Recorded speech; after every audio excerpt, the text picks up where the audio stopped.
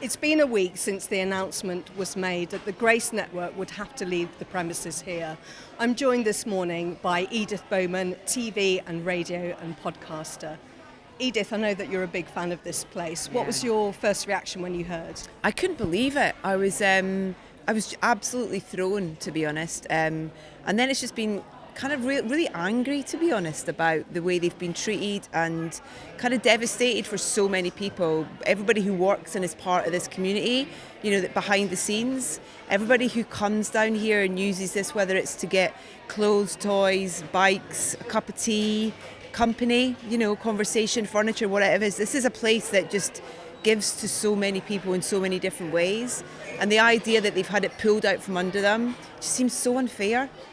And personally, what does this place mean to you? I know that your son actually volunteers here. So we live up the hill, to be honest. So we're, you know, this is our sort of usual walk down here to come and get some food and stuff. But my oldest son, Rudy, who's 15, about to say his GCSEs, he started working here over a year ago as a volunteer for his Duke of Edinburgh.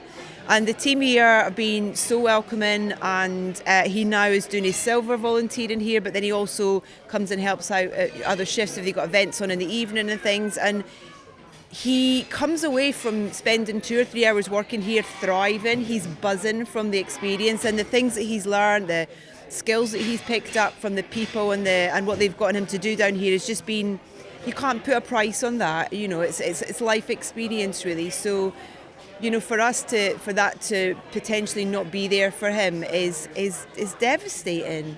And he, you know, the first thing that Rudy sort of said when he found out, he's like, right, what can we do?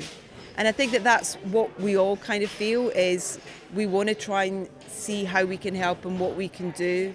And also just find out how this happened, because it shouldn't be allowed to happen.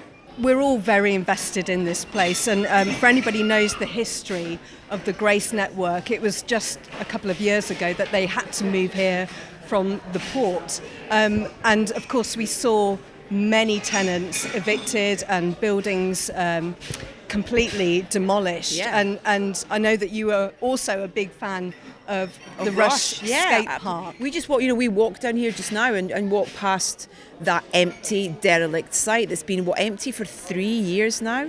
Why? Why is nothing being, any sign of anything being built? Why were those businesses not allowed to stay there, to thrive, to offer those services that they did? You know, when we first moved here, Rush was the thing that made my kids feel like they had a kind of tribe, because we used to come and visit my in-laws who live locally, and so Rush was somewhere that we would come anyway, so it felt like they already had like a kind of connection with something.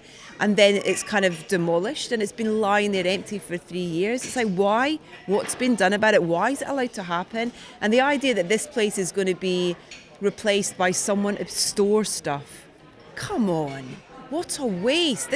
See what this place is doing. It's kind of like, you can tell I'm a bit angry about it, and I just feel like something needs to be done about it. Somebody needs to kind of stand up for them as well. You know, what's been done in the council, what's been done by our local MPs, nothing by the sounds of it. What would you say to the landlord that has bought this place? Having said, you know, the jobs and the community that this place creates. The idea that Tom and the gang here were in conversation with the landlord of this place to try and buy it, and he sold out from underneath of them. Whoever it was, I just hope they're disgusted at their behaviour and they can't sleep at night thinking about it, because not only is it the jobs that are going to be lost by the people who work in this place, but it's everything else. You know, in terms of the people they feed, the community they give people, the conversation, the company, the contact that people get from this place. It is so much more than a business. I don't see it as a business, it's a community centre in a way, do you know what I mean, in terms of what it offers. And so many ages and types of people as well really benefit from what's on offer here. And the fact that, you know, someone's sold out from under them without even giving them the opportunity to kind of come back with an offer to keep it and thrive at what it's doing is just, devastating.